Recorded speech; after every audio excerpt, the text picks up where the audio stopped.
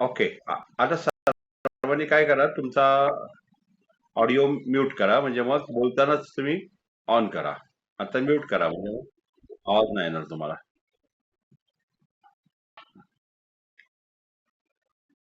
Okay, 1 minute.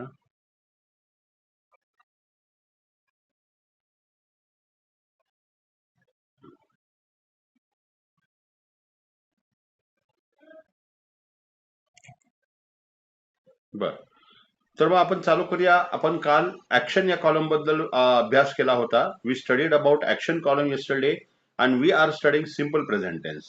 Simple present tense शिकत असताना action column मध्ये कशी वाक्य होतात, मी तुम्हाला होमवर्क दिला होता आणि बऱ्याच जणांचं होमवर्क परफेक्ट केलेलं आहे, खूप राईट. म्हणजे क्वचित एका दुसऱ्याचा फक्त एस वगैरे राहिलेला आहे. किंवा मी तर म्हणतो डस तर बरोबर वापरला, डोंट डू आणि डोंट बरोबर वापरला, डस डझंट सुद्धा बरोबर वापरलेला आहे. सो अतिशय उत्तम, कारण सिंपल प्रेझेंट टेन्स समजायला अवघड असताना सुद्धा तुमच्या सर्वांचा होमवर्क एकदम परफेक्ट होता. And very well. So good going, चांगलं चाललेलं आहे. अशाच पद्धतीने आपल्याला होमवर्क रोज करायचा आहे. आता आज आपण सिंपल प्रेझेंट टेन्स पोझिशन या कॉलम बद्दल बघणार आहोत. मी तुम्हाला म्हणजे मागील 15 दिवसापासून याबद्दल सांगतोय की सिंपल प्रेझेंट टेन्स जो आहे हा व्यवहारामध्ये खूप वापरला जाणारा आणि सिंपल प्रेझेंट टेन्स 3 भागामध्ये विभाजित केलेला काळ आहे. तर सिंपल प्रेझेंट टेन्सला 3 भागामध्ये विभाजन कसं केलंय, तर पहिला भाग आहे ऍक्शन वाला, ज्याच्यामध्ये क्रियापदांचा वापर झालेला आपल्याला दिसतो, कारण ऍक्शन म्हणजेच क्रिया, तर नावातच अर्थ दडलेला आहे. म्हणून तुम्हाला ऍक्शन कॉलम मध्ये क्रियापद आलेली दिसतील. बऱ्याच जणांना क्रियापद माहीत नसतात. क्रियापद म्हणजे जी कृती केली जाते वाक्यामध्ये, जसं की पाहणे, राहणे, उठणे, पळणे, हसणे, रडणे, ऐकणे, जाणे, येणे, ही सगळी क्रियापद आहे. येस. तर याच्यामध्येच तुम्हाला क्रियापदांचा वापर दिसेल ऍक्शन कॉलम मध्ये. पोझिशन या कॉलम मध्ये आपल्याला फक्त हे दिसेल की कुणाकडे काहीतरी आहे, ज्याला ताबा असं आपण म्हणतो. मग बऱ्याचदा मराठी वाक्य अशी कन्फ्युजिंग असतात की तुम्हाला कळणार नाही की हे पोझिशन वाला आहे का इन्फॉर्मेशन वाला आहे. असे काही वाक्य मी आज तुमच्याकडून तुम्हाला एक थोडंसं एक्झाम्पल दाखवणार आहे. तर त्या पोझिशन कॉलम साठी आता आपण अभ्यास सुरू करतोय. लवकरच आपला सिंपल प्रेझेंट प्रेझेंट संपला की सिंपल पास्ट टेन्स वर जाणार आहोत आणि मग प्रवास थोडासा वेगाने आपण घेणार आहोत, कारण आपल्याला 2 महिन्यामध्ये पूर्ण सिलेबस कव्हर करून आपल्याला सर्वांना बोलता यायला पाहिजे. मेन आपला उद्देश आहे बोलणे. तुम्ही लिखाण तर करताय, पण त्या बोलण्यासाठी लवकरच आपण आता सुरुवात करूया. So let see some of the parts about position. मी तुमच्या यावरती स्क्रीनवरती आता फोटो शेअर करतो.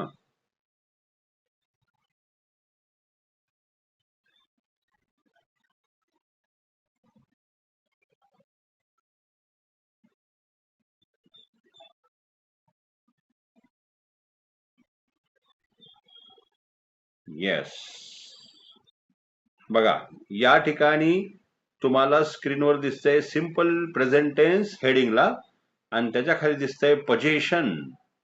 पोझिशन म्हणजे कंसात लिहिलंय एखादी गोष्ट कोणाकडे असणे, कोणाकडे तरी असणे, म्हणजे काहीतरी कोणाकडे तरी आहे हे सांगण्यासाठी पोझिशन या कॉलमचा वापर केला जातो किंवा या प्रकाराचा वापर केला जातो. आता खाली मी थोडस लिहिले बघा, कर्त्या ठिकाणी. बघा, कर्त्या ठिकाणी म्हणजे वाक्याच्या सुरुवातीला जर आय, वी, यू, दे किंवा प्लुरल नाउन असेल तर हॅव द्वारे ताबा दाखविला जातो. म्हणजे उदाहरण जर घेतलं, समजा कुणाकडं पेन आहे म्हणायचंय, तर माझ्याकडे पेन आहे, आय हॅव अ पेन. आमच्याकडं वी हॅव अ पेन. तुझ्याकडे यू हॅव अ पेन. त्यांच्याकडे दे हॅव अ पेन. आणि प्लुरल नाउन म्हणून आपण विद्यार्थी असं अनेक क्वेश्चन घेतलं तर स्टुडंट्स हॅव अ पेन असं वाक्य व्हायला पाहिजे. मग खाली मी थोडासा फॉर्म्युला दिलेला आहे. सब्जेक्ट म्हणजे कर्ता. मग कर्ता I, we, you, they plural noun पैकी असेल तर पुढे हॅव दिसणार आहे तुम्हाला, आणि हॅव नंतर मी मगाशी सांगितल्याप्रमाणे पोझिशन या भागामध्ये क्रियापदांचा वापर होत नसल्यामुळे, कारण इथे कृतीच घडत नाहीये, म्हणून हॅव नंतर एकतर नामाचा वापर होईल किंवा विशेषणाचा वापर होईल, म्हणजे ऍडजेक्टिव्ह. आता माझ्याकडे वेळ आहे असं जर म्हणायचं झालं तर तुम्ही कसं म्हणाल सांगा बरं? माझ्याकडे वेळ आहे.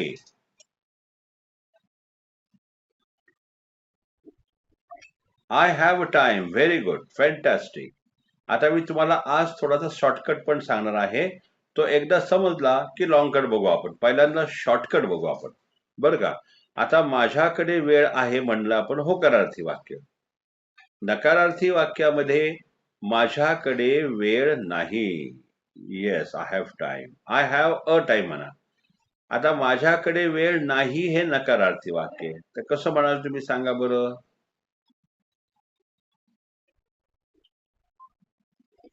हा, तर खरं तर काय होतं बघा, या वाक्यामध्ये नकार आला की हॅवला मदत करण्यासाठी डू नॉटला घेऊन येतो आणि ते डोंट होतं आय आणि हॅवच्या मध्ये येऊन बसतं. I don't have a time.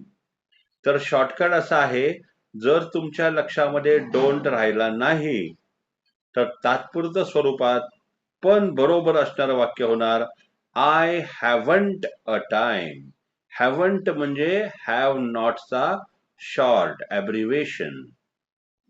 I haven't a time म्हटलं तरी चालतं आणि I don't have a time म्हटलं तरी चालतं.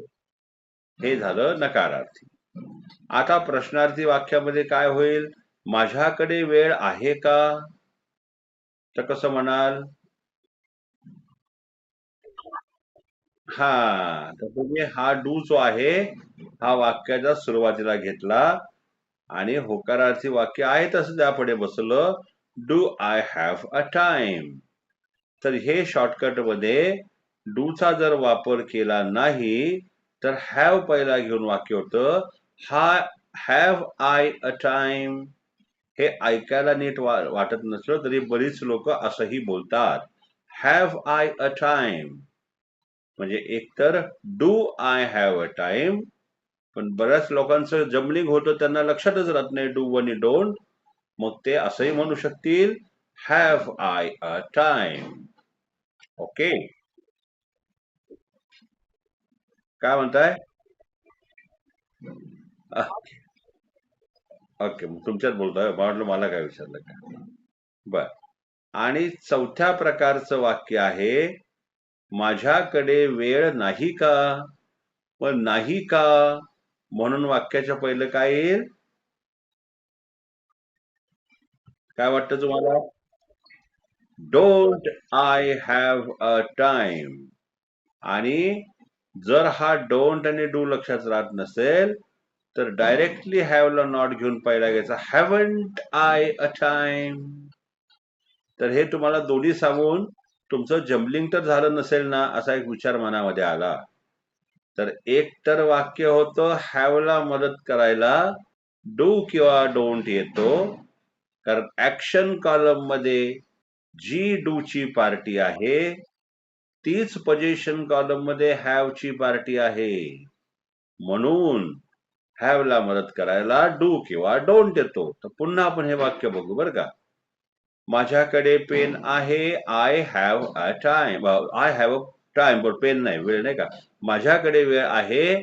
I have a time. आता माझ्याकडे वेळ नाही, मग I don't have a time. प्रश्न, माझ्याकडे वेळ आहे का? Do I have time. आणि माझ्याकडे वेळ नाही का? Don't I have a time. हे झालं प्रॉपर ग्रामरला घेऊन. पण समजा डू आणि डोंट नाही लावला तर कसं येईल बघा. माझ्याकडे वेळ आहे का? माझ्याकडे वेळ आहे. I have a time. माझ्याकडे वेळ नाही. I have not a time. मग हॅव नॉटला शॉर्ट मध्ये हॅवंट म्हटलं तरी चालेल. I haven't a time. प्रश्न, माझ्याकडे वेळ आहे का? Have I a time. आणि माझ्याकडे वेळ नाही का? हॅव नॉटला हॅवंट म्हणू. Haven't I a time. म्हणजे या दोन्हीपैकी जे तुम्हाला लक्षात राहील ते ठेवा. पण माझं म्हणणं असं आहे की डू घेऊन जर वाक्य केलं तर ते प्राथमिक अवस्थेमध्ये असं बोललेलं बरं पडेल. राईट. आता पुढचं वाक्य आहे, आमच्याकडे कार आहे. कसं म्हणाल? We have car. बघा इथं ताबा दिसतोय ना, पहिल्यांदा वेळेचा ताबा, आता कारचा ताबा. तर वी हॅव अ कार. आणि आमच्याकडे कार नाही. हा, वी हॅवंट अ कार किंवा we don't have a car, दोन्हीपैकी. आमच्याकडे कार आहे का? कसं म्हणाल? कार. हा, हॅव. येस, ते पण. Do we have a car किंवा हॅव वी अ कार? हा, बरोबर. आणि आमच्याकडे कार नाही का? Don't we have a car. शाबाश, व्हेरी गुड. आता तिसरं वाक्य, तुझ्याकडे माझे पैसे आहेत.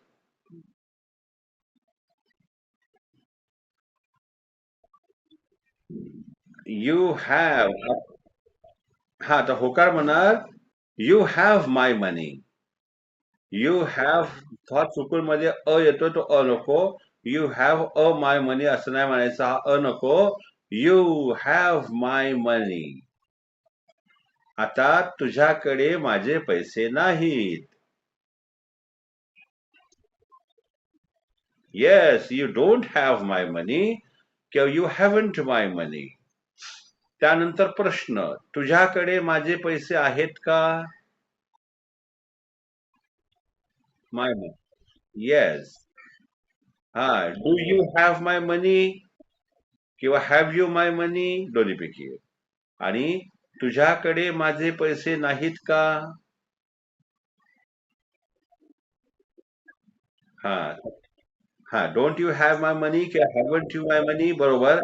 आता बघा, अशा प्रसंगी कसं बोललं जातं बघा, असं अशी एखादी वेळ आहे, तुझ्याकडे माझे पैसे नाहीत का, मग ते कधी द्यायचे? असं नाही का कोणतरी म्हणतं, तुझ्याकडे माझे पैसे नाहीत का, मग ते कोण देणार?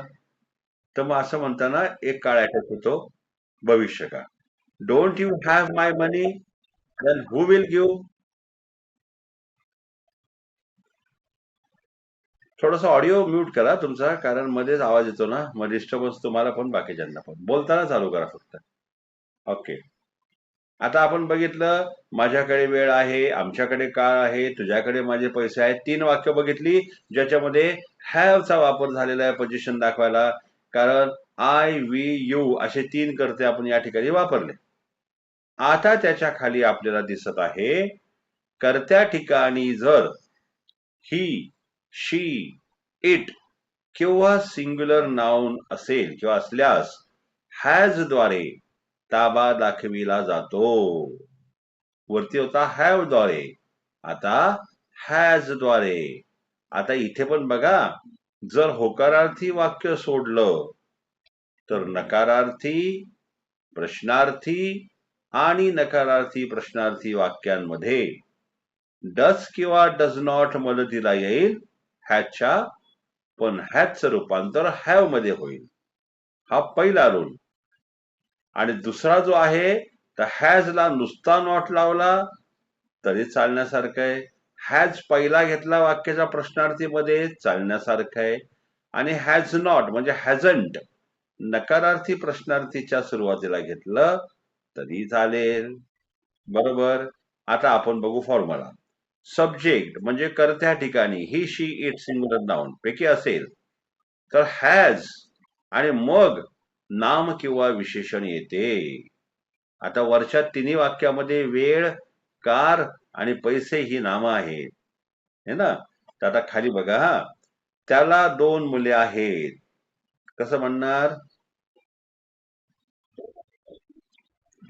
हा, हे हॅज 2 सन्स म्हणलं तर मग फक्त मुलं येतात, त्यात मुली नाही. मुले म्हणजे मुलगा मुलगी पण होऊ शकतं. मग असं म्हणू शकतो, ही हॅज 2 चिल्ड्रन किंवा he has 2 kids.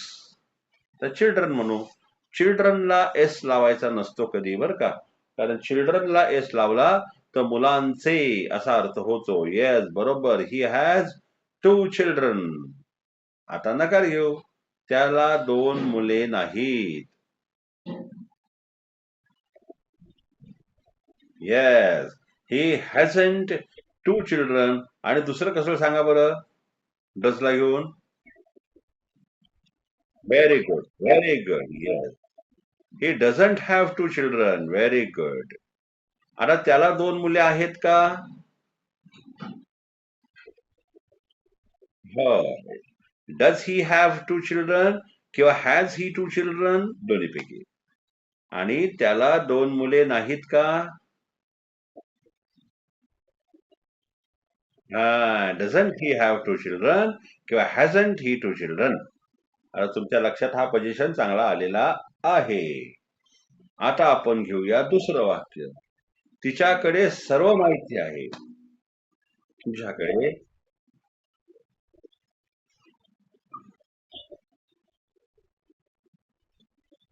1 minute, 1 minute.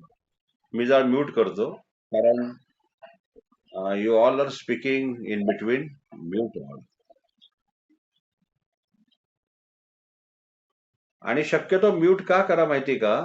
की तुम्ही पण डिस्टर्ब होताय आणि बाकी पण डिस्टर्ब होत आहेत. तर म्यूट करा, बोलताना चालू करा, बोलणं झालं की परत म्यूट करा. अशी आयडिया करा. म्हणजे मग काय तुम्हाला डिस्टर्बन्स नाही, त्यांना पण नाही. ओके, चला मी आता सगळ्यांना म्यूट केलेलं आहे. आता दुसरं वाक्य. तिच्याकडे सर्व माहिती आहे. शी हॅज ऑल इन्फॉर्मेशन. बरोबर. शी हॅज ऑल इन्फॉर्मेशन. आता तिच्याकडे सर्व माहिती नाही. शी. आता कसं करणार? हा. She doesn't have all information. तिच्याकडे सर्व माहिती आहे का? प्रश्न आहे. हा.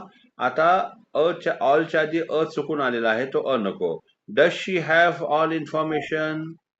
आणि तिच्याकडे सर्व माहिती नाही का? हा.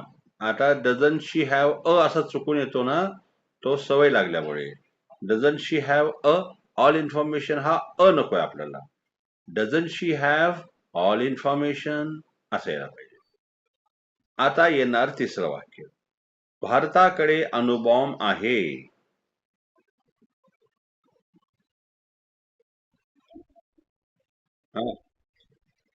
इंडिया हॅव म्हटलात का? येस. कारण भारत हे एकवचन नाव आहे ना, सिंग्युलर नाउन आहे. म्हणून has. India has an atom bomb. India has an atom bomb. अणुबॉम्बला ॲटम बॉम्ब म्हणतात. आता भारताकडे अणुबॉम्ब नाही. भारताकडे अणुबॉम्ब नाही. कसं म्हणणार? हा. थोडक्यात गेलंय.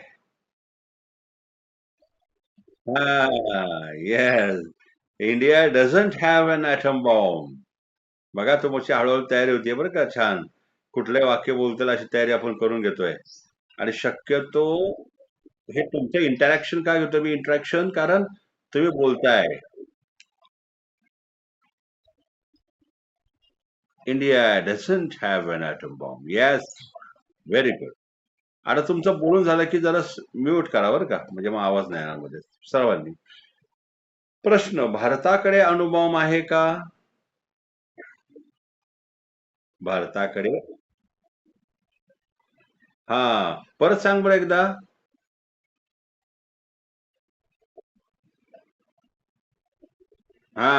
मला तुझं नाव सांग ना एकदा. हा. स्वप्नाली.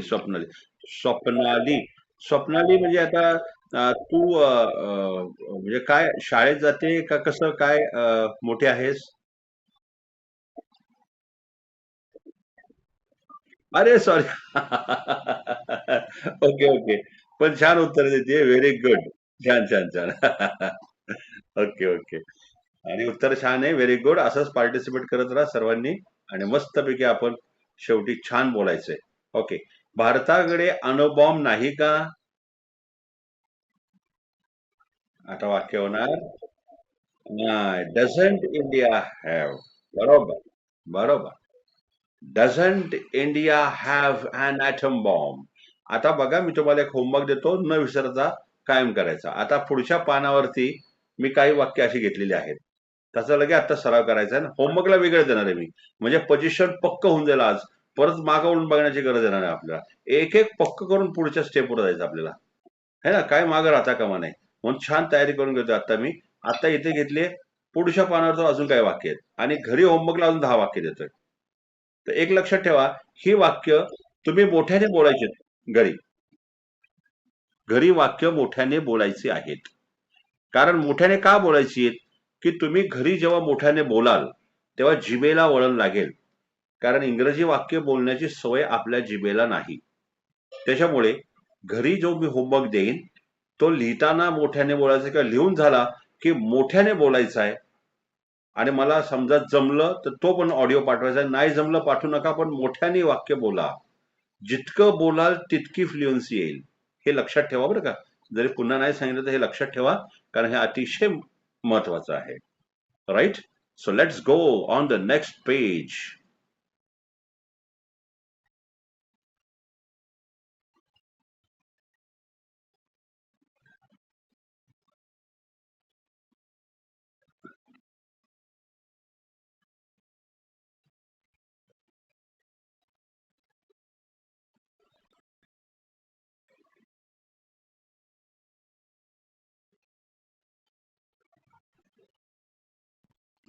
One minute. हा, येस.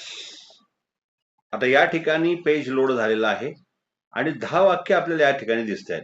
आज आपण या पोझिशनचा फडशा पाडून टाकायचा आहे. आज याला पक्का करून टाकायचा आहे. या ठिकाणी तुम्हाला डायरेक्ट इंग्लिशमध्ये काय वाक्य दिसत आहेत शेजारी. बघा ना, वाक्य आहे, माझ्याकडे मोठा बंगला आहे. काय म्हटलंय? I have a big bungalow. आता आय नंतर हॅव आलाय, कारण करता I we you they plural noun पैकी आहे. बरोबर. आणि बिगच्या आधी अ हे आर्टिकल वापरलेलं आहे. तर अ आर्टिकल वापरण्याचं कारण काय? तर बिग या विशेषणाची सुरुवात बी ने झालेली आहे, आणि बी हा व्यंजनातील आहे, म्हणजे कन्सोनेंट मधला आहे, आणि म्हणून ए आर्टिकलचा वापर या ठिकाणी दिसतोय. I have a big bungalow. हे झालं होकारार्थी वाक्य. आता नकारार्थी वाक्य, माझ्याकडे मोठा बंगला नाही. I don't have a big bungalow, किंवा I haven't a big bungalow. माझ्याकडे मोठा बंगला आहे का? मग एक तर do I have a big bungalow, किंवा have I a big bungalow. आणि प्रश्न, नकारार्थी प्रश्न, माझ्याकडे मोठा बंगला नाही का? मग don't I have a big bungalow, किंवा haven't I a big bungalow, दोन्हीपैकी एक वाक्य होणार. हे झालं पहिलं वाक्य. मी तुम्हाला होमवर्कला दिल्यानंतर हे असं पुढे इंग्लिश दिसणार नाही तुम्हाला. हे प्रॅक्टिस चालू आहे म्हणून इंग्लिश दिसतंय. होमवर्कला इंग्लिश दिसणार नाही.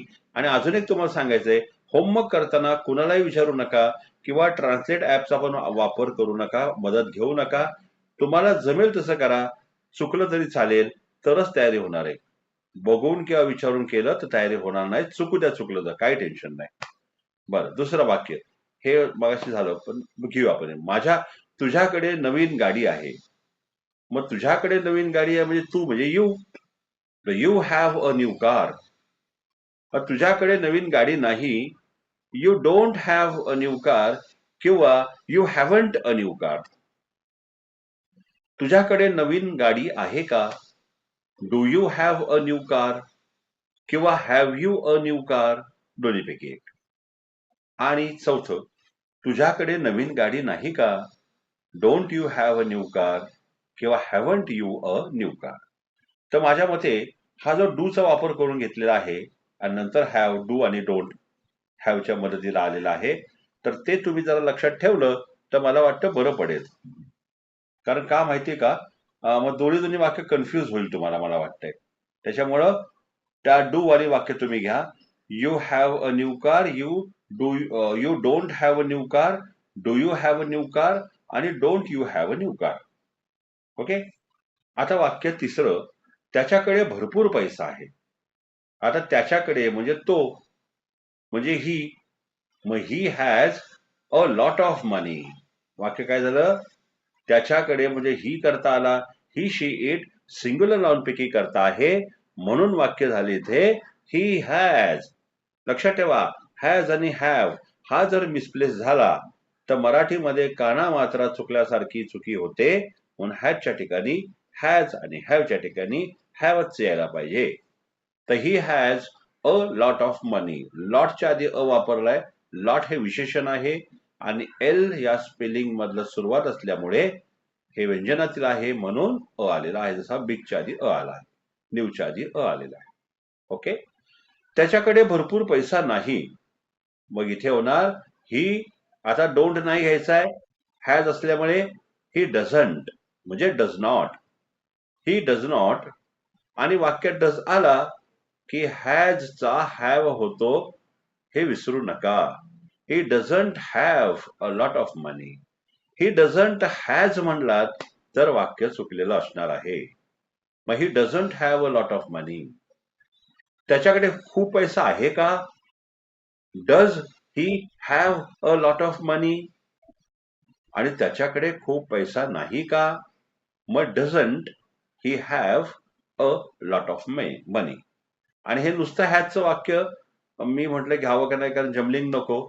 तर नुसतं हॅजचं वाक्य पण होतं, he has a lot of money, he has not a lot of money, has he a lot of money, आणि hasn't he a lot of मनी. पण हा शॉर्टकट पेक्षा आपला डज घेऊन हॅजचा हॅव केलेला मला वाटतो, कारण मग आपण नवीन शिकणाऱ्यासारखं नीट व्यवस्थित बोलते चालतं. दोन्ही वाक्य परफेक्ट आहेत, चूक नाहीयेत.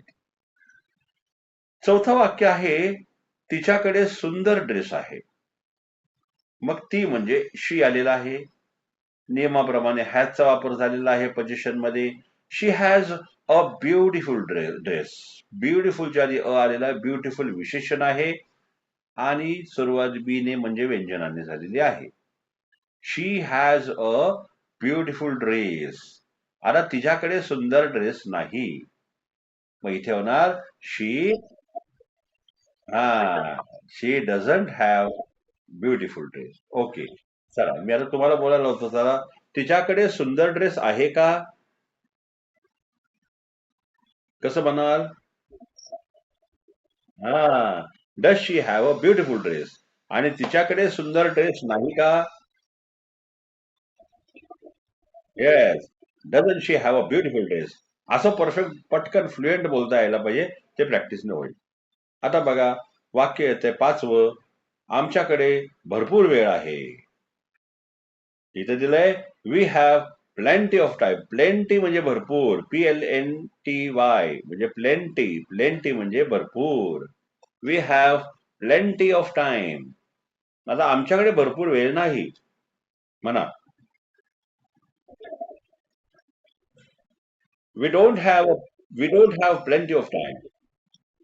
हा, आमच्याकडे भरपूर वेळ आहे का?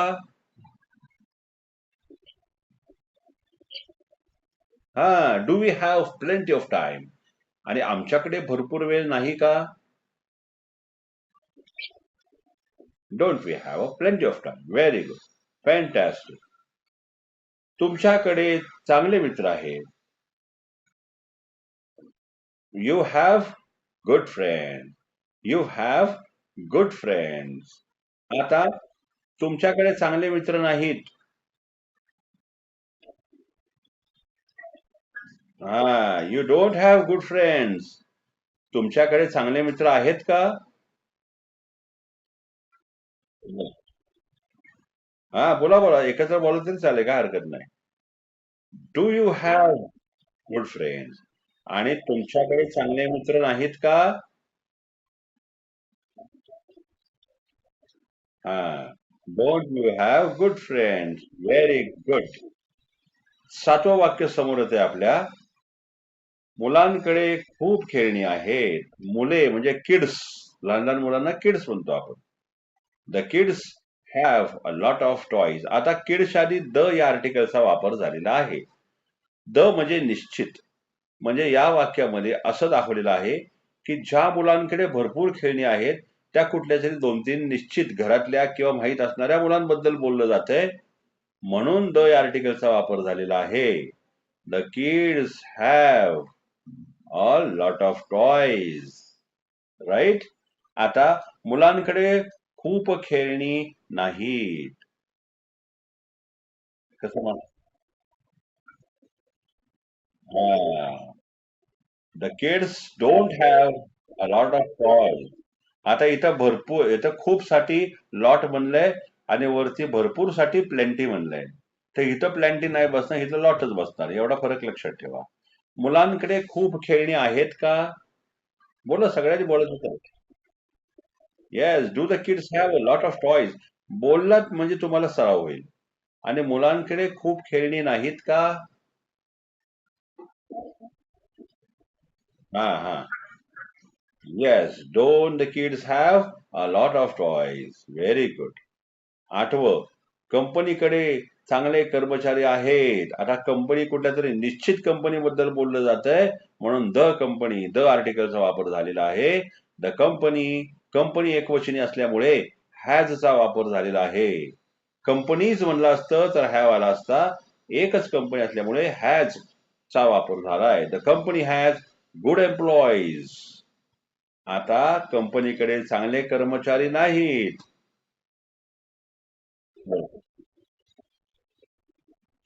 Very good, fantastic. तुम्ही एकत्र जरी बोललाय तरी मला प्रत्येकाचं नीट कळतंय कोण काय बोललंय ते. बरोबर आहे.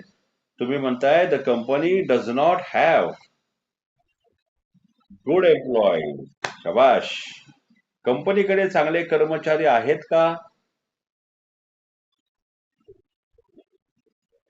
Yes, very good. Does the company have good employees. आणि कंपनीकडे चांगले कर्मचारी नाहीत का? Yes. Doesn't the company have good employees. Very good, fantastic. 9वं वाक्य, माझ्याकडे उत्कृष्ट कल्पना आहे. I have an excellent idea. आता खरं तर याच्यामध्ये चा वापर त्यांच्याकडून राहिलेला आहे. I have an excellent idea. Excellent हे विशेषण आहे आणि एक्सलंटचं स्पेलिंग ई ने म्हणजे स्वराने सुरू झालेलं असल्यामुळे अन आर्टिकलचा वापर झालाय. I have an excellent idea. आता नकार घेऊ, माझ्याकडे उत्कृष्ट कल्पना नाही.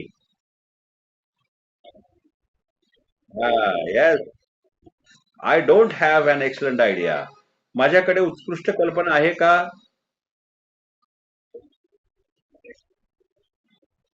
Yes, do I have an excellent idea. आणि माझ्याकडे उत्कृष्ट कल्पना नाही का? Yes, don't I have an excellent ideas. Very good. आता बघा 10वं, त्याच्याकडे प्रशस्त घर आहे. त्यांच्याकडे म्हणजे अनेक जण. They have a spacious house. प्रशस्त म्हणजे स्पेशियस. स्पेशियस लक्षात ठेवायची वाक्य. स्पेशियस, प्लेंटी, हे सगळे ना आपल्या आता व्यवहारात बोलता आले पाहिजेत. तर ह्याला म्हणतात, प्रशस्तला म्हणतात spacious. They have a spacious house. आता त्यांच्याकडे प्रशस्त घर नाही. Yes, they don't have a spacious house. त्यांच्याकडे उत्कृष्ट घर आहे का? Do they have a spacious house. आणि त्यांच्याकडे उत्कृष्ट घर नाही का?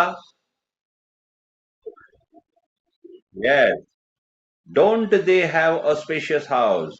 अशा पद्धतीने तुम्ही बोललात तर रोज आपण नवीन नवीन गोष्ट पादांकरित करत जाऊ आणि नवीन नवीन आत्मसात करूया. या ठिकाणी आता मी काय करणार, तुम्हाला अजून 10 वाक्य पाठवणार. ती 10 वाक्यांचे 4-4 फॉर्म करायचे आहेत. आणि शक्यतो मला अशी अपेक्षा आहे, तुम्ही मला बोलून दाखवणारे ऑडिओज पाठवा. तुम्ही ते वाक्य बोलताय, त्याच्यामुळे काय होईल, आपलं स्पीकिंग इंग्लिश आहे, बोलता आलं पाहिजे. लिहिलेलं पाठवाच, पण थोडस त्रास होईल. पण मला बोल, या ठिकाणी वेळ संपेल.